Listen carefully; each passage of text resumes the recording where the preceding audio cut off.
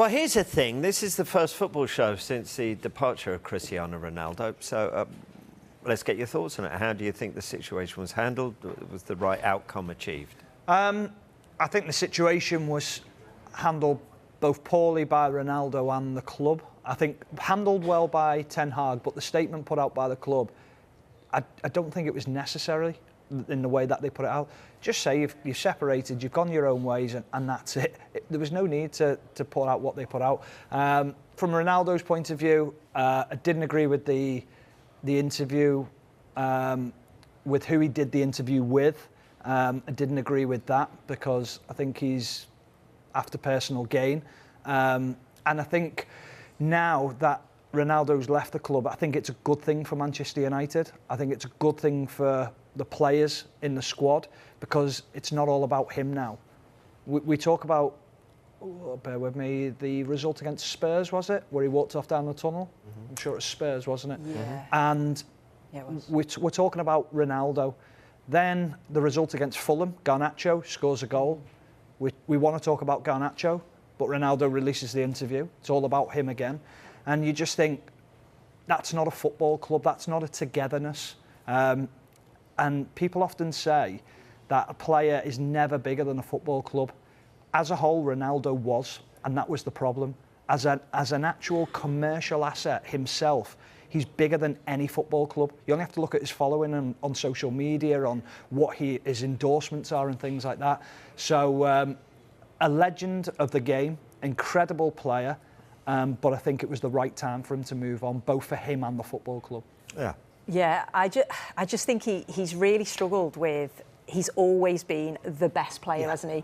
Teams have built their team around him, so it's Ronaldo starts and then who else is going to play?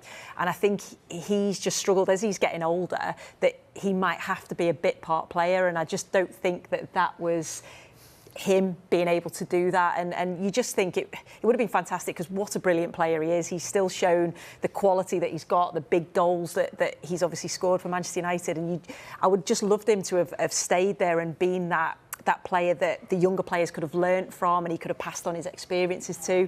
But I just don't think that was him to be able to do that. He is very much sad, an individual. It is, because he's such a good player, and that individual and that focus that he's got is why he's obviously been one of the best in the world for a number of years. I think it's quite sad because when players come towards the end of their careers, they can speak to other players.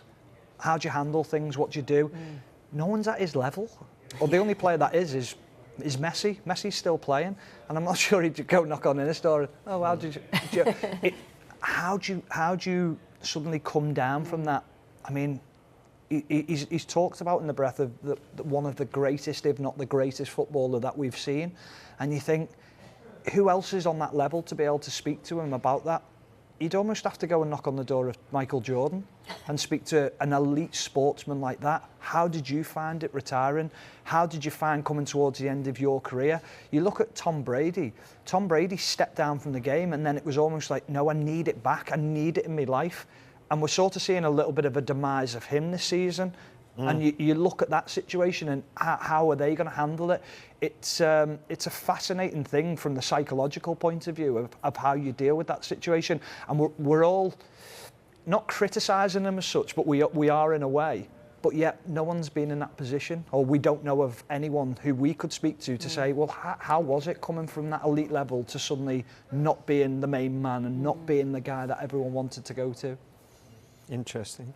There is a hole in that dressing room because he's left it. They were hoping to fill it with Gakpo. That isn't going to happen. So from the United perspective, how disappointing will that be?